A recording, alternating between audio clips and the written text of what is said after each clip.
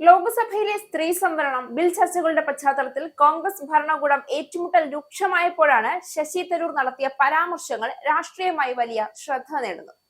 ഭരണകൂടം കോൺഗ്രസിനെ സ്ത്രീവിരുദ്ധ പാർട്ടി എന്ന് ആരോപിച്ച സാഹചര്യത്തിൽ അതിനെ തുറന്നടിച്ചുകൊണ്ട് തന്നെ എന്നെ ആരും സ്ത്രീവിരുദ്ധനെന്ന് വിളിക്കില്ല, പാർട്ടി അങ്ങനെയാണെങ്കിലും എന്ന തരത്തിലുള്ള പ്രതികരണമാണ് തരൂർ മുന്നോട്ട് വെച്ചത്. ഇതൊരു വ്യക്തിഗത പ്രതിരോധം എന്നതിലുപരി കോൺഗ്രസിനുള്ളിലെ രാഷ്ട്രീയ നിലപാടുകളെ കുറിച്ചുള്ള സൂക്ഷ്മമായ സന്ദേശമായാണ് ഇപ്പോൾ വിലയിരുത്തപ്പെടുന്നത്. കിരൺ റിജിജു അടക്കം ഭരണകൂടം കോൺഗ്രസിനെ കടുത്ത ഭാഷയിൽ വിമർശിച്ച സാഹചര്യത്തിലാണ് ഈ പ്രതികരണം ഉണ്ടായത്. കോൺഗ്രസ് എം പി ശശി തരൂർ തന്റെ പാർട്ടിയുടെ സ്ത്രീവിരുദ്ധ നിലപാട് പരോക്ഷമായി സമ്മതിച്ചുവെന്ന വെളിപ്പെടുത്തലുമായി കേന്ദ്ര പാർലമെന്ററി കാര്യമന്ത്രി കിരൺ റിജിജു രംഗത്ത് വന്നതോടെ ഇത് വിവാദമായിരിക്കുകയാണ്. പാർലമെന്റിൽ വനിതാ സംവരണ ബിൽ പരാജയപ്പെട്ടതിനു പിന്നാലെ പ്രതിപക്ഷത്തിനെതിരെ ബി.ജെ.പി. ആക്രമണം ശക്തമാക്കുന്നതിനിടെയാണ് വെളിപ്പെടുത്തലുണ്ടായത്. അടുത്തിടെ നടന്ന പാർലമെന്റ് സമ്മേളനത്തിനു ശേഷം തങ്ങൾ തമ്മിൽ നടന്ന സ്വകാര്യ സംഭാഷണത്തിലാണ് തരൂർ ഇക്കാര്യം പറഞ്ഞതെന്ന് റിജിജു അവകാശപ്പെടുന്നു. കോൺഗ്രസ് പാർട്ടി ഒരു പക്ഷേ സ്ത്രീ വിരുദ്ധമായിരിക്കാം, പക്ഷേ ഒരു സ്ത്രീയും ശശി തരൂരിനെ സ്ത്രീ വിരുദ്ധനായി കണക്കാക്കില്ല എന്ന് തരൂർ പറഞ്ഞതായി റിജിജു വെളിപ്പെടുത്തി. ഇതിലൂടെ കോൺഗ്രസിന് സ്ത്രീവിരുദ്ധ നിലപാടാണ് ഉള്ളതെന്ന് തരൂർ ഒരു തരത്തിൽ അംഗീകരിക്കുകയായിരുന്നുവെന്നും മന്ത്രി ആരോപിച്ചു. സ്ത്രീകളുടെ അവകാശങ്ങൾ തടഞ്ഞുവെന്നാരോപിച്ച കോൺഗ്രസിനെതിരെ ബി.ജെ.പി. കടുത്ത വിമർശനമാണ് ഉന്നയിക്കുന്നത്. ഭരണഘടനാ ഭേദഗതിയിലൂടെ വനിതാ സംവരണം നടപ്പിലാക്കാൻ ലോക്സഭാ സീറ്റുകൾ 543 നിന്ന് 816 വർദ്ധിപ്പിക്കാനുള്ള നീക്കത്തെ കോൺഗ്രസ് ഉൾപ്പെടെയുള്ള പ്രതിപക്ഷ പാർട്ടികൾ എതിർത്തിരുന്നു. സീറ്റുകൾ വർദ്ധിപ്പിക്കുന്നതിന് ബി.ജെ.പിക്ക് രാഷ്ട്രീയ നേട്ടം ഉണ്ടാക്കുമെന്നും ജനസംഖ്യാ നിയന്ത്രണം മികച്ച രീതിയിൽ നടപ്പിലാക്കിയ ദക്ഷിണേന്ത്യൻ സംസ്ഥാനങ്ങളെ ഇത് ദോഷകരമായി ബാധിക്കുമെന്നുമാണ് പ്രതിപക്ഷത്തിന്റെ വാദം. ബിൽ പരാജയപ്പെട്ടതിലൂടെ കോൺഗ്രസ് സ്ത്രീ വിരുദ്ധമാണ് എന്ന് തെളിഞ്ഞിരിക്കുകയാണെന്ന് ബി.ജെ.പി. ആരോപിച്ചിരുന്നു. സ്ത്രീകളുടെ അവകാശങ്ങൾ നിഷേധിച്ച പ്രതിപക്ഷത്തിന് രാജ്യത്തെ സ്ത്രീകൾ അർഹമായ മറുപടി നൽകുമെന്ന് കിരൺ റിജിജു വ്യക്തമാക്കുകയും ചെയ്തിരുന്നു.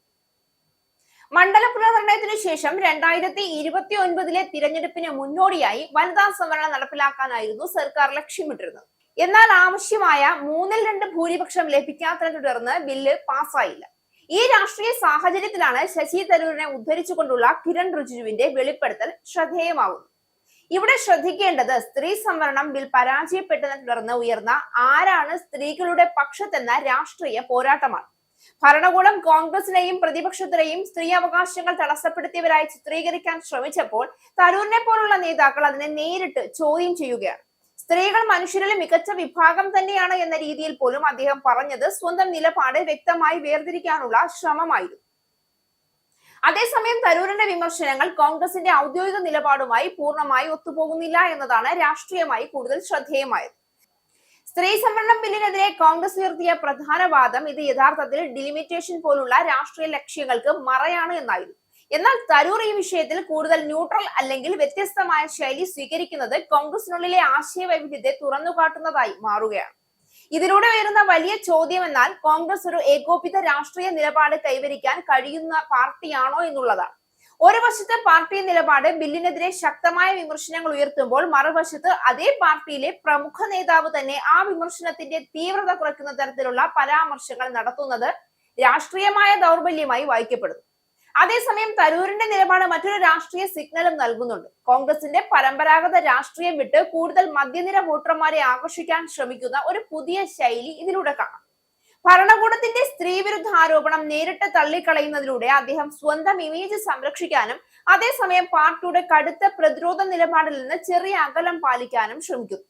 തരൂരിന്റെ ഈ പരാമർശങ്ങൾ ഒരു സാധാരണ പ്രതികരണം മാത്രമല്ല, ഇത് കോൺഗ്രസിന്റെ ഉള്ളിലുള്ള രാഷ്ട്രീയ ആശയ വ്യത്യാസങ്ങളും ആശയക്കുഴപ്പവും ഒരേ സമയം തുറന്നുകാട്ടുന്ന ഒരു സംഭവമാണ്. സ്ത്രീകളുടെ അവകാശങ്ങൾ പോലുള്ള സെൻസിറ്റീവ് വിഷയങ്ങളിൽ പോലും പാർട്ടിക്കുള്ളിലെ ഏകോപനക്കുറവ് എങ്ങനെ പുറത്തുവരുന്നു എന്നതിന് ഇതൊരു പുതിയ ഉദാഹരണമായി മാറുകയാണ്.